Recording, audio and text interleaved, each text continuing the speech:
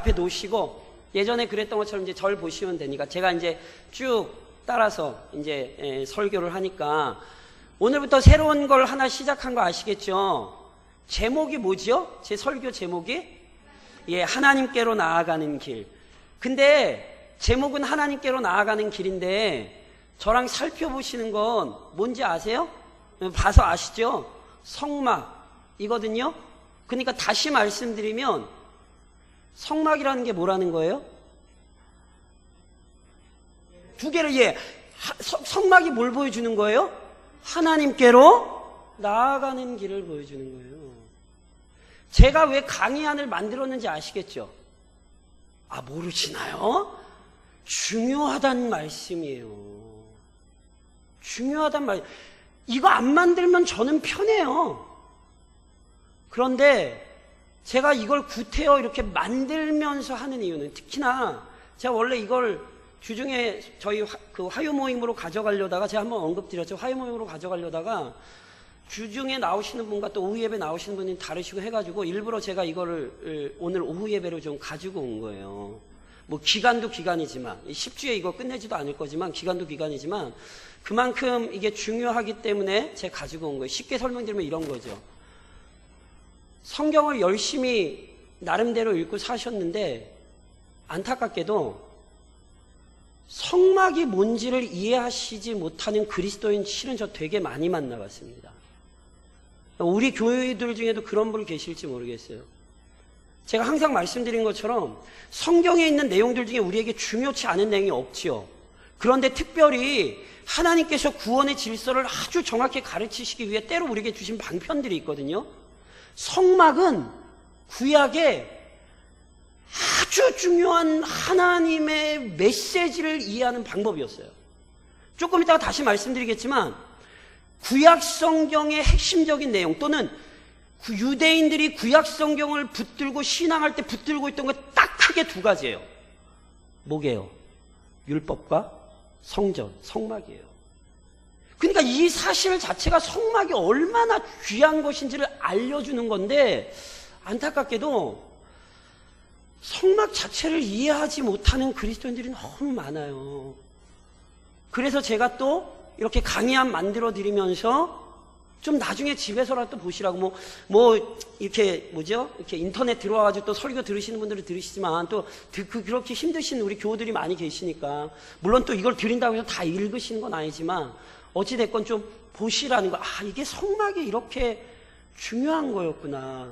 그래서 저랑 이제 오늘부터 성막에 대한 것들을 알아가기 시작하시는 거예요. 저 보세요, 왜 자꾸 저를 안 보시고 보기 싫으세요? 진짜 저 보시니까 제가 이거 교환은 집에 가서 뭐라고 제가 만들어 드린 거고 그리고 나중에 또 책 만들어 드리고 이거 다 나오면 또 책 만들어 드릴 테니까 여기에 집착하지 말고 절 보세요. 저를. 이거 제 얘기를 들으시면 돼요. 자, 우선 출발점은 이겁니다. 성막이 도대체 뭐냐라고 이야기할 때 우선 성막이 언제 만들어졌는지를 아셔야 되는 거예요. 성막이 나타난 때가 있을 거 아니에요? 그게 언제냐? 하나님께서요, 모세를 통해 이스라엘 백성을 애굽에서 이끌어내시잖아요. 그리고 나서 3개월째 되는 때 잘 아시는 것처럼 시내산에 와요. 시내산 하면 뭐 생각나세요? 모세가 그쵸, 십계명 받는 거. 그거 이제 전체적으로 크게 하면 율법이에요. 그런데 율법만 주지 않으셨어요. 이걸 거의 대부분의 성도들이 몰라요. 출애굽기는 제가 새벽 설교할 때 말씀드려요. 출애굽기는 크게는 3가지 내용이에요. 첫 번째, 제목이 알려주잖아요. 출애굽, 애굽에서 나온 거. 둘째, 율법. 셋째, 성막. 출애굽기라는 성경 자체가 하는 얘기가 율법과 성막이에요. 율법만 하지 않아요. 율법과 성막을 가르쳐요. 그래서 출애굽기 25장으로부터 31장 그리고 35장으로부터 40장 25장으로부터 31장은 하나님께서 성막을 설명해 주시는 본문이고요. 이 35장으로부터 40장은 모세가 부살렐, 오홀리압 이런 사람들을 시켜가지고 실제로 성막을 건축하는 이야기가 나오는 거예요. 그래서 이스라엘 백성이 출애굽한 이후에 그들이 하나님을 섬기며 살기 위해 반드시 두 가지가 필요했는데 뭐겠어요? 대답을 하세요. 제가 이렇게 뭐랑 뭐? 율법과 성막. 이것이 없이는 신앙생활을 할 수 없었어요. 그래서 제가 예전에도 이런 말씀 드렸어요. 예수님께서 또는 사도들이 유대인들에게 의해 고소당하잖아요. 그 고소의 죄목이 뭔지 아세요? 두 가지예요. 율법과 성전, 성막에 대한 문제 때문에 고소를 당해요. 그 얘기는 유대교를 근거하고 있는 핵심적인 두 가지가 율법과 성전이었다는 것이고, 동시에 율법과 성전을 어떻게 이해하느냐가 유대교와 기독교를 구별짓는 거란 말이에요. 그러니 이 성막이 얼마나 중요하겠냔 말이에요. 그래서 하나님께서 시내산에서 모세에게 율법과 성막을 주시는데, 율법을 모세가 만들었습니까? 아니면 하나님께 받았습니까? 그렇죠? 성막 역시 마찬가지예요. 모세가 머릿속으로 고안해서 만들어낸 거 아니에요. 성막만이 아니에요. 나중에 성전 짓잖아요. 솔로몬이 성막이 이어지는 게 성전이거든요. 그러니까 성전도 역대상 28장 19절에 보면 다윗이 이르되 여호와의 손이 내게 임하여 이 모든 일의 설계를 그려 나에게 알려주셨느니라. 솔로몬이 똑똑해서 성전 지은 거 아니에요. 하나님께서 다윗에게 성전의 모양을 알려주셨고, 다윗은 성전을 지을 재료를 쌓고 그 설계도를 솔로몬에게 넘겨줬어요. 솔로몬이 똑똑해서 지은 게 아니라 하나님의 뜻대로 지은 거예요. 여기서 중요함을 보셔야 된다니까요. 이걸 왜 하나님께서 보여주시는 대로 져야 돼요? 여기 아주 구원에 중요한 신비가 있기 때문에 그래요. 이걸 사람이 마음대로 지으면 안 돼요. 왜냐하면 여기에 하나하나 다 하나님의 뜻과 비밀과 섭리가 있기 때문에 그래요. 그래서 보세요. 이스라엘 백성이 출애굽해서 하나님의 백성으로 살기 위해 뭐가 필요했다고요? 율법과 성막이 필요했어요. 그런데 아시는 것처럼 광야 40년은 돌아다녀야 된단 말이에요. 한 군데 머물러 있는 게 아니라 구름 떠오르면 짐 꾸려가지고 구름 가는 대로 따라가요. 구름 멈추면 거기에 짐 풀어요. 이게 광야 40년이에요. 그러니까 이스라엘 백성이 한 곳에 있지 못했기 때문에 계속해서 돌아다닌단 말이에요. 그래서 성막은 이동식이었어요. 아세요? 레위 자손들 세 레위 계보가 그 성막을 다 나눠서 메고 움직였어요. 항상. 그렇죠? 그런데 가나안 땅에 들어왔단 말이에요. 가나안 땅은 하나님께서 이스라엘 백성에게 준 약속의 땅이잖아요. 그 땅에서 이스라엘 백성들이 계속 살잖아요. 그렇죠? 그래서 더 이상 메고 돌아다닐 필요가 있어요? 없어요? 당연히 없죠. 그래서 메고 돌아다니지 않고 그것을 한 곳에 고정된 건물로 지은 거예요. 그게 뭐예요? 그게 성전인 거예요. 그게 성전. 이해하시겠어요? 예. 그래서 다시 한번 말씀드리지만 구약을 이해하기 위해서, 더 나아가 우리의 신약적인 삶을 바르게 이해하려면 구약에서 율법과 성막을 이해하셔야 되는 거예요. 그래서 오늘 이제부터 저랑 또 좀 약간은 좀 이렇게 깊이 있는 심도 있는 작업을 좀 들어가셔야 되는 거예요. 우선 사진을 한 장 보여주시겠어요? 그 첫 번째 사진. 이게 혹시 우리 처음 보신 교우들도 있을지 모르는데 이게 성막의 조감도거든요. 이대로 생긴 거 아니에요. 성막 보신 분? 없죠. 이거 봤던 사람 다 죽었어요. 그렇죠? 이거는요, 성경의 학자들이 성경에 기록된 데를 가지고 성막이 이렇게 생겼겠구나 추상해서 만들어 놓은 거예요. 이게 성막에 큰일 났다. 이게 LED라 너무 밝아서 이게 제 총이 안 되는구나. 아이고. 그냥 설명을 하겠습니다. 어찌됐건 이게 성막에 이거 갑자기 당황스러운, 제가 뭘 쏴서 설명을 드려야 되는데 큰일 났네.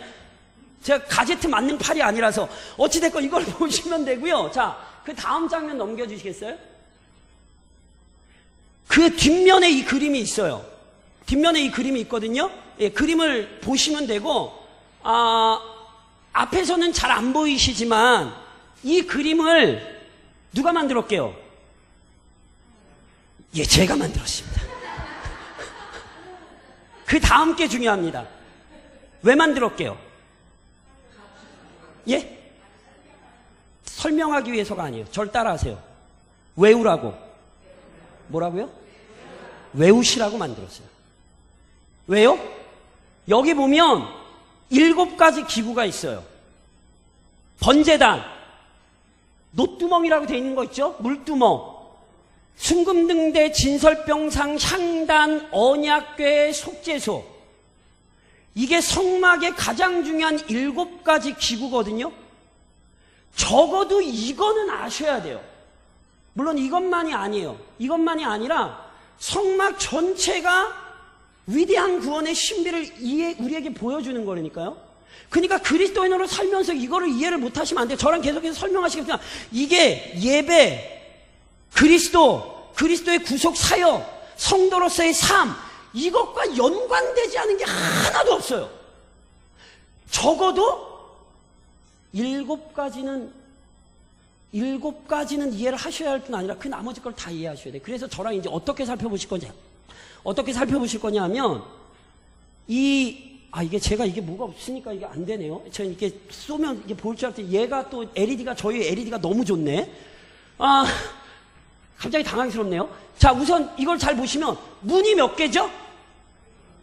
문이 하나입니다. 문이 하나인데요. 여기 거기 그림 보세요. 여기 문 있죠? 요 문 있고, 요 가로가 길이가 어느 정도 되냐 하면, 고대 사람들은 규빗이라는 그걸 사용했거든요. 규빗이 여기에서 여기까지가 한 규빗이에요. 사람 손끝에서 팔꿈치까지. 이게 보통 몇 센치가 나오냐 하면 45cm가 나와요. 그래서 요 가로가 22.5m, 길이가 45m예요. 제가 대충 생각을 해봤더니 어디를 보시면 되냐면, 제가 그래 대충 딱 여기 옆에 축사 무너뜨린 거 아시죠? 이따가 집에 가면서 한번 보세요. 축사 무너뜨린데, 축사 크기 말고 축사 무너뜨린 자리가 있어요. 그 자리가 거의 45m, 22.5m 정도 돼요. 하나님께서 우리를 위해 그래서 그 축사를 무너뜨리신 것 같아요. 그러니까 그걸 보면 성막이 전체로 이 전체 길이가 그렇게 돼요. 성막이 길이가 한 저 정도 됐구나, 이렇게 생각을 하시면 돼요. 저희가 한번 거기 성막을 세워볼까요? 그러면 그게 딱 들어가거든요. 그리고 그러니까 주변에 있는 것들을 제가 살펴보고 이 내용들을 좀 살펴볼 거예요. 그리고 나서 가운데 긴 거 2개 보이시죠? 가운데 긴 이렇게 이게 방이에요. 이게 방이 2개예요. 순금등대, 진설병상, 향단 있는 저기를 성소라 그러고, 그 뒤에 속죄소, 언약궤 있는 데를 지성소라 그래요. 저 길이가 제가 보니까 여기서부터 저기까지가 저 길이가 13.5m거든요. 거의 이거보다 조금 더 길어요. 그리고 옆으로 이 길이가 4.5m 정도 되거든요. 거의 제가 보니까 여기 흡사예요. 그러니까 성소와 지성소를 생각하실 때 저희 강대상 여기 한 이 정도 규모 생각하시면 돼요. 하나님이 성막을 하라고 우리를 별 방법을 다 쌓아서 이렇게 해주신 것 같아요. 그래서 그 중에 방이 2개라니까요. 앞에 있는 게 성소, 뒤에 있는 게 지성소. 지성소는요, 높이 4.5, 넓이 4.5, 길이 4.5. 제가 보니까 여기에서 조금 더 가시면 이게 지성소 사이즈가 딱 나오는 거예요. 그래서 그 정도 크기의 규모로 돼 있거든요. 그래서 제가 나머지 모든 것들은, 제가 이게 안 돼가지고, 나머지 모든 것들은 제가 이렇게 설명을 하고, 저랑 이제 여러 가지 것들을 제가 다 살펴본 다음에, 제가 어떻게 설교를 할 거냐 하면, 나머지 거 다 먼저 그걸 살피고, 문으로 해서 번제단 지나, 물두멍 지나, 성소로 들어가, 순금등대, 진설병상, 향단까지 가서, 휘장을 뚫고 지성소를 들어가 하나님을 만나는 순서로 제가 설명을 드릴 거예요. 이게 위대한 구원의 순서고, 이게 위대한 신앙의 순서예요. 그래서 앞으로 제 설교를 그렇게 진행을 하게 될 거예요. 그래서 일부러 제가 이거를 일부러 이렇게 드린 거 아니에요. 외우셔야 돼요. 그래서 이게 이런 식으로 성막이 이루어졌구나 하면서 저랑 이제 하나하나 이제 살펴가실 거예요. 자, 그러면서 이제 다시 앞으로 오시면 돼요. 2번. 오늘은 제가 말씀드린 저건 이제 계속 제가 이게 아주 저희 화면이 너무 좋네. 저희 LED가 너무 좋아서 이게 안 먹네.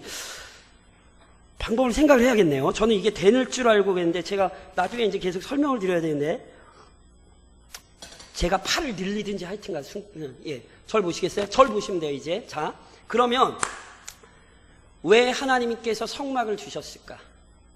이게 중요한 거죠.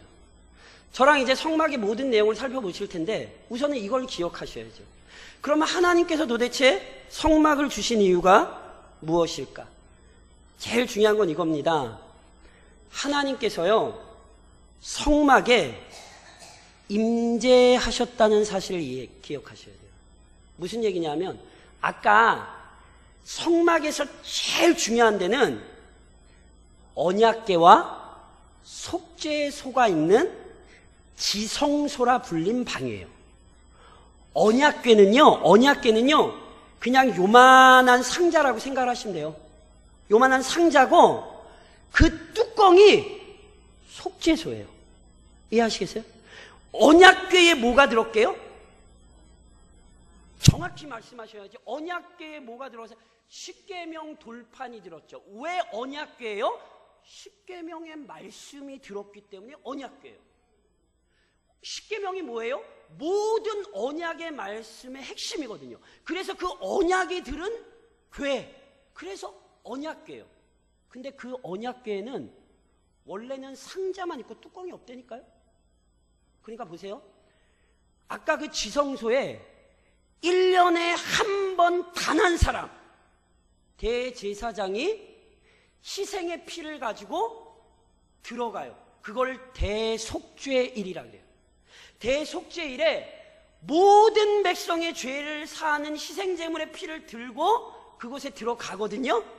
근데 들어가면 그냥 들어가면 돼야 안 돼요? 희생제물의 피를 그냥 들고 들어가잖아요. 그래도 죽어요. 왜 죽게요? 언약궤 앞에, 언약궤 안에 뭐가 있다고요? 공의로운 하나님의 율법의 말씀이 있어요. 그러니까 그 죄인이 하나님 앞에 설 수가 없어요. 그래서 그 언약궤를 덮어요. 그 뚜껑을 뭐라 그런다고요? 속죄소, 시은소, 시은좌. 그 뚜껑에, 나중에 제가 사진도 보여드릴게요. 뚜껑에 스랍, 천사 둘이 가운데를 향하여 얼굴을 향하고 있고 날개를 펴고 있어요. 그곳에 대제사장이 속죄의 피를 들고 가 그곳에 뿌리는 거예요. 왜냐하면 그곳에 하나님이 임재하셨거든요. 그때 하나님께서 그 피를 보고 모든 이스라엘 백성의 죄를 덮으셨어요. 그래서 죄 사함을 얻는 거예요. 이해하시겠어요?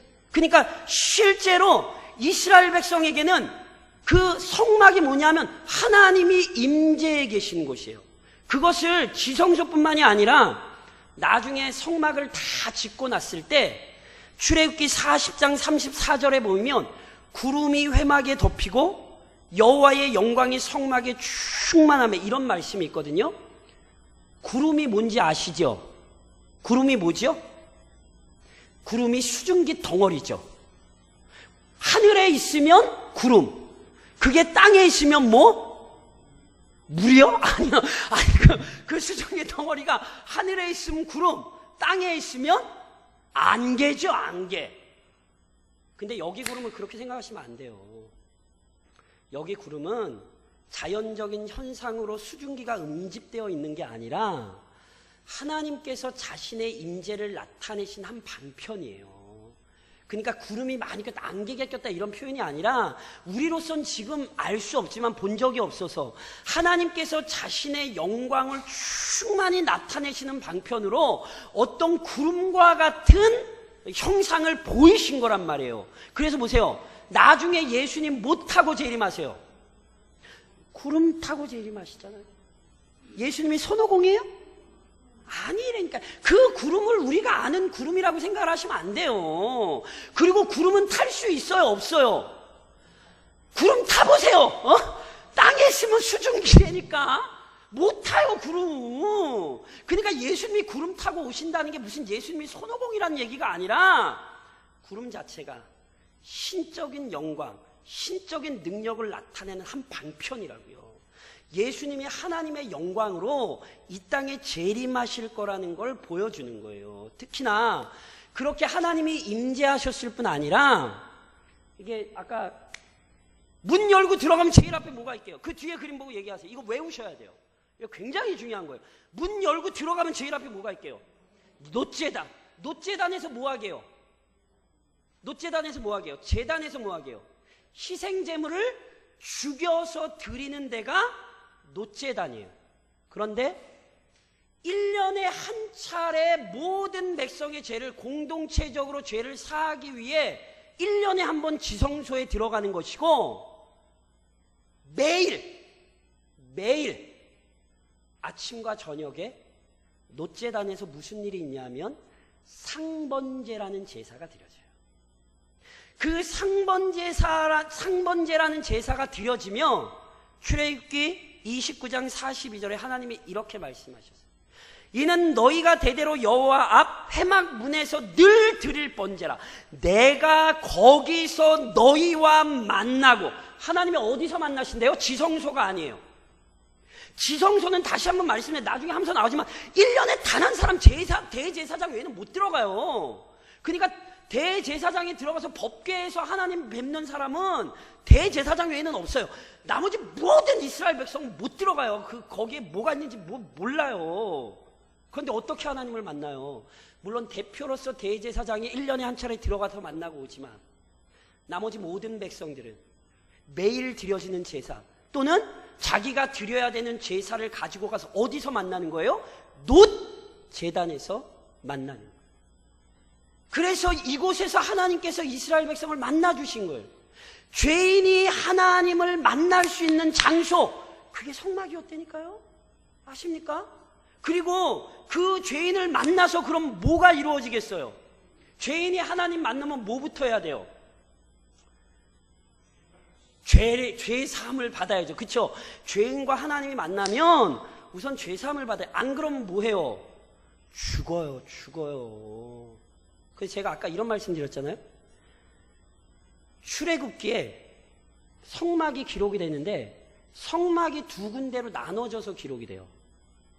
출애굽기 25장부터 31장까지 한번 기록이 되고, 그리고 딴 얘기가 거기 들어오고 출애굽기 35장으로부터 40장까지 다시 성막에 대한 얘기가 나온단 말이에요. 그러면 절 보세요. 거기 뭐 정답 없어요. 뭐 자꾸 왜 자꾸 저를 안 보시고 저를 이렇게 그 교환 집에 가서 보라니까. 교환 집에 가서 보시라니까요. 저 보세요. 그러니까 자 25장부터 31장까지 원래 하나님께서 성막을 어떻게 지어라 말씀을 주시고, 그러나 성막을 지으면 되잖아요. 근데 안 그래요. 다른 사건이 하나 들어가고 35장부터 45장까지 성막을 건축하는 얘기가 나와요. 이게 굉장히 중요해요. 31장 다음은 뭡니까? 31장 다음이 뭐냐고요? 32장 그래요. 뭐 아니 31장 다음이 32장이지. 그럼 32장 다음은 33장. 33장 다음은 34장. 그 얘기가 무슨 얘기인지 아세요? 금송아지 사건이죠. 저 보세요. 이걸 지금 잘 이해하셔야 돼요. 출애굽기의 배열을 잘 이해하셔야 돼요. 십계명이 혹시 어디에 있는지 아세요? 출애굽기 몇 장인지 아세요? 19장으로부터 준비 들어가서 20장에 출애굽기의 십계명이 나와요. 출애굽기 24장으로 가잖아요. 모세가 이스라엘 백성들 앞에서 얘기해요. 하나님께서 이 말씀을 주셨다. 그랬더니 이스라엘 백성이 뭐라고 답변하냐면, 우리가 이 모든 말씀을 다 준행할 수 있습니다. 그렇게 얘기해요. 준행할 수 있어요, 없어요? 그렇죠. 보세요. 율법이 주어진 것은 처음부터 그것을 다 수행할 수 있기 때문에 주어진 게 아니에요. 지금 이스라엘 백성들은 자신들이 굉장히 잘난 줄 알아요. 하나님께서 이러이러한 명령을 주시면 저희가 그대로 살겠습니다. 한마디면 자신들이 할 수 있다고 생각을 한다고. 그래서 하나님이 야야야 그거 아니야. 그래서 그 다음에 성막을 주시는 거예요. 잘 봐. 너희 율법 가지고 안 돼. 너희 성막이 필요해. 이게 25장으로부터 31장이에요. 아니나 다를까? 모세가 시내산에 그거 받으러 올라갔더니 32장으로부터 34장까지 뭔 사단이 나요? 금송아지 만들어 섬기고 난리가 났죠. 보세요. 만일 하나님이 이미 성막에 대한 것 주지 않으시고 24장에서 10계명까지만 주시고 이스라엘 백성이 우리가 다 준행하겠습니다 이러고 끝났으면 이스라엘 역사는 더 이상 없어요. 만약에 성막이 개입되지 않았으면 성막에서 뭐가 이루어졌어요? 죄인이 제문을 들고 가 하나님을 만나고 하나님께서 그의 죄를 사하시고 용서하시며 다시 살 길을 주셨죠. 그래서 이 순서가 굉장히 중요한 거예요. 성막이 없었다면 이스라엘은 이미 작살났어요. 다 끝났어요. 그러니까 보세요.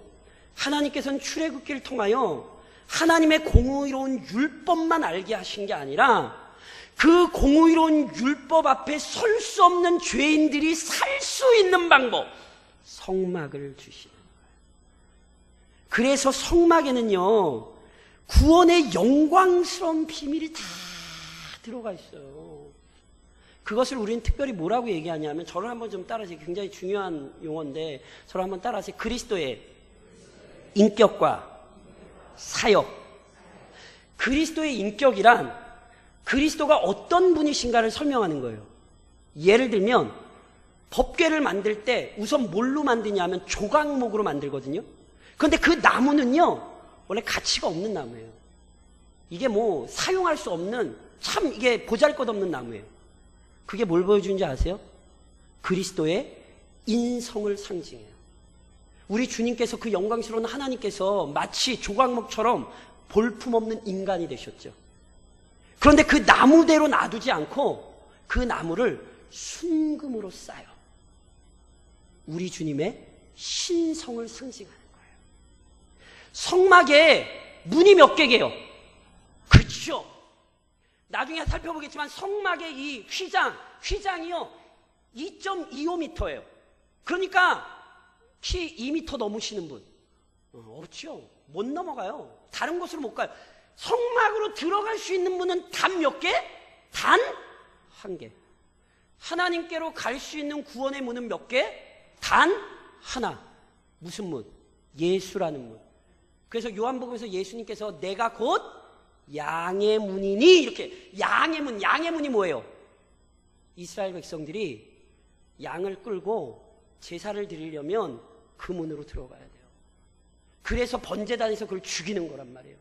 양을 데리고 들어오는 문, 양의 문. 아십니까? 그러니까 나중에 하나하나 다 살펴. 이 모든 게 다 뭘 보여주냐면 우리 주님을 보여주는 거예요. 놋제단에서 희생제물에 죽는 것을 우리 주님의 죽음을 상징하죠. 순금등대, 환한 빛 가운데 우리 주님이 이 땅에 오셨죠. 진설병상, 우리 주님이 자신을 뭐라고 얘기하셔요? 나는 하늘에서 내려온 살아있는 떡이니. 그게 진설병 떡상이에요. 향단이 누구를 상징해요? 우리를 위해 지금도 기도하고 계시는 그리스도. 그러니까 다시 한번 말씀드리면 이 성막이 철저히 그리스도를 통하여 이루어진 구원의 영광스러움을 우리에게 설명을 하는 거라니까요. 그러니 성막을 모르면 실은 정확히 말씀드리면 그리스도를 모르는 거예요. 이미 구약의 그리스도를 성막을 통하여 우리에게 알려지고 있는 거죠. 그런데 실은요 조금 더 크게 생각하면 성막은 이미 에덴 동산으로부터 드러났어요. 에덴 동산이 원래 어떤 곳인지 아세요? 에덴 동산에서 아담이 했던 일은 제사장으로서의 사역이었어요. 그러니까 단순히 노동하고 이게 아니라 모든 만물이 하나님께 영광스럽게 예배할 수 있는 그 자리를 지휘했던 사람이 바로 아담이에요. 그 에덴 동산이 이미 성막이었단 말이에요.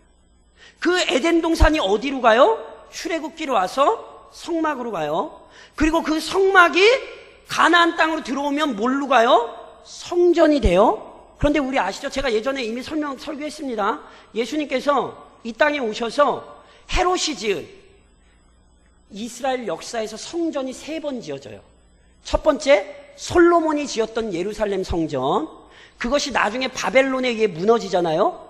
바벨론 포로 끌려갔다가 70년 만에 돌아와서 정치 지도자 스룹바벨의 지도하에 2번째 성전을 재건을 해요. 그걸 스룹바벨 성전 제2성전이라 그래요. 그리고 나중에 헤롯이라는 사람이 유대인들의 환심을 사려고 여러 가지로 낡고 헐었던 그 성전을 대보수해요. 그 성전이 3차 성전 헤롯 성전이에요. 그게 예수님 때에 있었어요. 예수님께서 그 성전을 보면서 뭐라 그러셨어요? 너희가 헐라, 내가 3일 만에 일으키리라. 그랬더니 유대인들이 뭐래요? 저 성전 아직 완공도 안 됐는데 지금까지 짓는 데만 46년 걸렸는데 당신이 뭔 수로 3일 내에 짓겠냐고. 그때 성경에 분명히 뭐라고 말씀하셨어요? 우리 주님이 가리킨 성전이 뭐래요? 자기, 그쵸. 성막이 곧 뭘 가르쳐요? 예수님을 가르친다니까요. 예수님. 성막은요 다른 것 아니에요. 예수님이에요. 예수님. 그래서 성막을 잘 아셔야 되는 거예요. 그걸로 안 끝나요. 제가 교회를 하면서 말씀드렸잖아요. 성막은 어떤 곳이냐면 성령께서 임재하신 거예요. 하나님께서 임재하신 곳이에요. 그래서 보세요. 예수님께서 우리의 머리가 되시고 우리가 그의 뭐예요? 몸이죠. 예수님이 이미 우리와 함께 계시고 성령께서 우리 안에 임재해 계시죠. 그래서 교회 그리고 그리스도인이 뭐예요? 성전이에요. 제가 그때 설교했잖아요.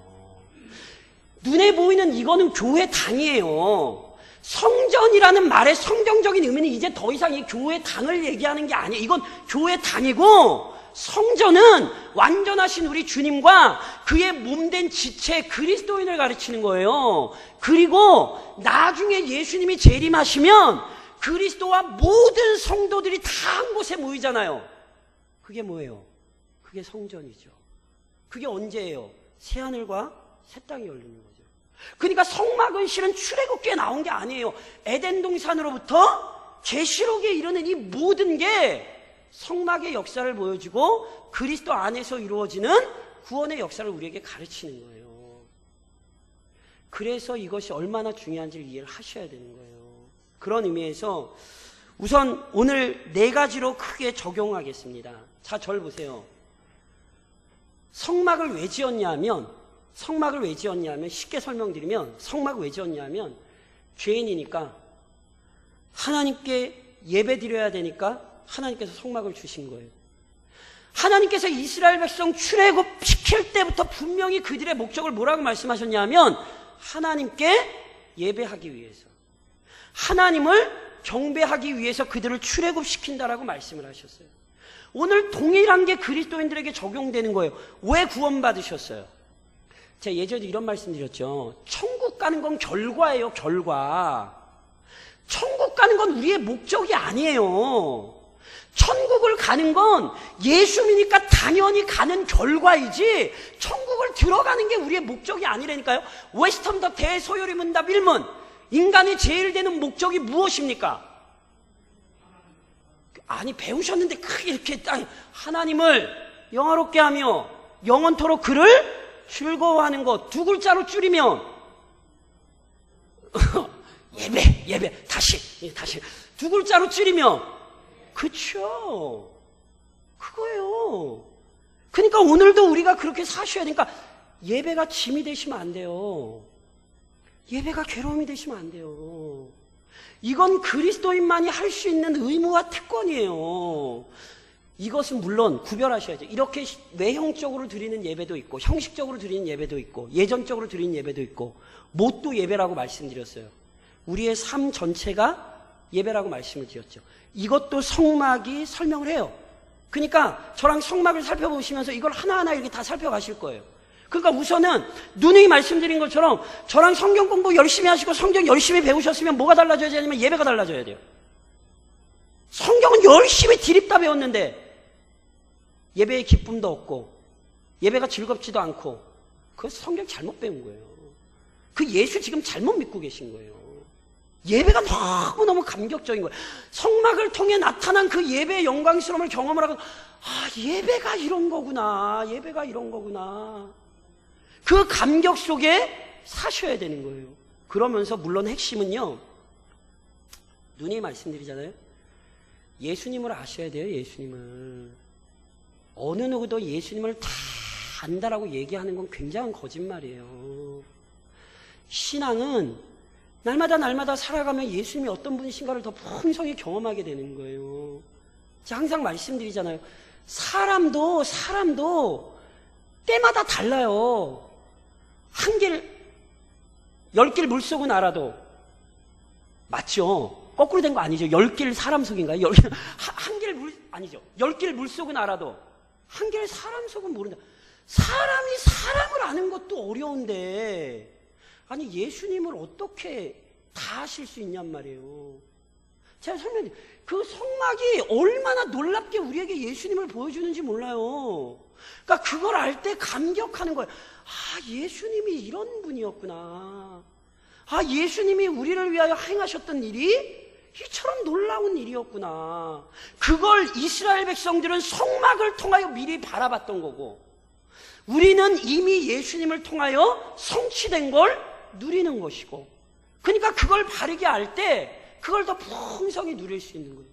그래서 예수님을 더 많이 알아가시는 거예요. 게다가 말씀드렸잖아요. 주여 오늘도 성전에 나와 예배하게 하시니 감사합니다. 이렇게 기도하셔도 돼요. 그 말 자체를 막 틀렸다고 그러는 게 아니에요. 그렇게 저도 그렇게 기도해요. 다 무슨 얘기인지 아시잖아요. 그렇죠? 그런데 말씀드렸지 신학적으로 엄밀하게 따지면 그 의미를 혼동하시지는 말란 거예요. 왜냐하면 이게 어디에 나타났냐면 한국교회에 나타났단 말이에요. 한국교회가 건물 짓는 걸 교회 세우는 걸로 착각을 했어요. 아니라니까요. 제가 예전에 말씀해 이건 교회 당 건물이고 진짜 성전 진짜 교회는 뭐예요? 예수 그리스도를 머리로 하는 하나님의 백성 공동체예요. 성전을 짓는다는 건 건물 짓는다는 게 아니에요. 근데 한국교회가 그 의미를 그냥 혼동을 해버려가지고 그냥 건물 짓는 데만 정신 팔려가지고 이단한테 건물 다 넘어가고 그게 그래서 일어난 거예요. 그러니까 그런 말을 사용을 하시지만 본질은 놓치지 마시라는 거예요. 게다가 뭐가 성전이라고요? 따라하세요. 내가 성전이다. 이단 아니에요. 내가 그리스도 그만 따라하셔야 돼요. 내가 그리스도를 머리로 하는 몸된 교회에 비춰있는 지체요 성전이에요. 그래서 바울 선생님이 뭐라고 말씀하셨어요? 너희는 너희가 하나님의 성전인 것과 하나님의 성령이 너희 안에 계시는 줄을 알지 못하느냐. 고린도후서 6장에서는 하나님의 성전과 우상이 어찌 일치가 되리요? 우리는 살아계신 하나님의 성전이라. 누가 성전이에요? 내가 성전이에요. 이따가 나갈 때 이마에 쓰고 가세요. 대광중앙교회 이렇게 선거하는 사람들도 막 여기 딱 막 입고 다니더만 우리도 대광중앙교회 이렇게 그러니까 내가 성전. 그걸 어떻게 살아야 되는가가 성막으로 들어가시면 보여요. 성막에서 행하는 모든 일들이 그리스도인들이 매일매일 어떻게 살아야 되는지를 아는 거예요.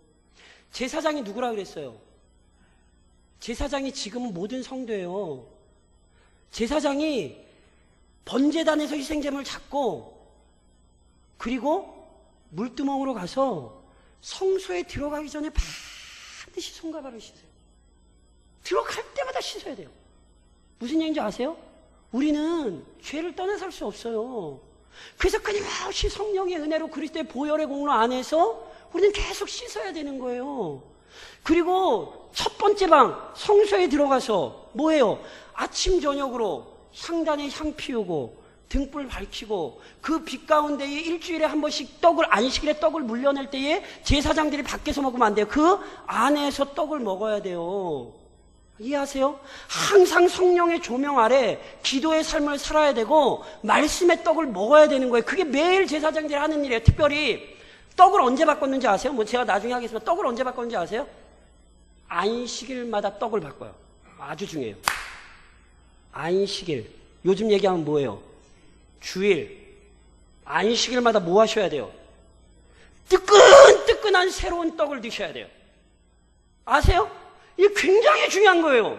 안식일마다 뜨끈뜨끈한 떡을 끊임없이 공급받으셔야 되는 거예요. 안 그러면 안 돼요. 제가 말씀해, 이게 성막에 들어가서 하는 일들이 다 그리스도인들이 어떻게 사는가를 설명하는 내용이란 말이에요. 그래서 성막을 배우셔야 되는 거예요. 제일 마지막으로 결론적으로 이거예요. 성막을 오늘 저랑 왜 이러고 하시느냐? 말씀드렸죠. 이건 유일한 구원의 진리를 우리에게 가르쳐줘요. 문 하나예요. 노제단도 하나고요. 지성소도 하나고 법궤도 하나고 하나님을 예배할 수 있는 다른 자리 없어요. 성막이 아니라면 해결 안 돼요. 지금도 마찬가지예요. 사람들이 스스로 구원 얻으려 하죠. 자꾸 잔머리 쓰고 다른 방법이 있을 것처럼 얘기하죠. 안 돼요. 구원의 방법은 유일해요. 그것도 하나님께서 철저히 주신 방법대로 따라야 돼요. 모세가 고안한 것도 아니고 이스라엘 백성들이 머리 짜서 만들어낸 것도 아니에요. 부살렐과 오홀리압이 지들이 하고 싶은 대로 수놓아서 만든 것 아니에요. 하나님이 철저히 보여주신 대로 그대로 따라오지 않으면 구원 없어요. 지금도 마찬가지예요. 그래서 우리는 유일한 구원의 교리를 지켜야 돼요. 그걸 하려고 저랑 성막을 살펴보시는 거예요. 도대체 유일한 구원의 교리가 뭔지, 그걸 우리가 어떻게 지켜야 되는지, 그걸 성막을 통해 저랑 살펴보실 거예요. 정답은 제목이었어요. 제가 말씀드렸죠. 하나님께로 나아가는 게. 성막이 우리에게 그걸 보여준 거예요. 도대체 이 흠 많고 어리석음 많은 죄인들이 어떻게 하나님께로 나아가 그 은혜 가운데 살 수 있는가? 하나님이 이스라엘에게 성막을 통하여 가르치셨고 여전히 그 말씀을 남기셔서 우리에게 그 신비를 깨닫게 하시는 거예요. 그래서 이제 돌아가서 오늘 보시고 다음 주에 제가 저기 입구 들어올 때 물어볼 거예요. 물두멍 뒤에 뭐 있어요? 대답 못하시면 집에 갔다 오셔야 돼요. 그만큼 중요하단 말씀인지 아시겠죠? 익숙하셔야 돼요. 하나님의 위대한 구원의 교리를 알아가실 수 있기를 우리 주님 이름으로 부탁드립니다.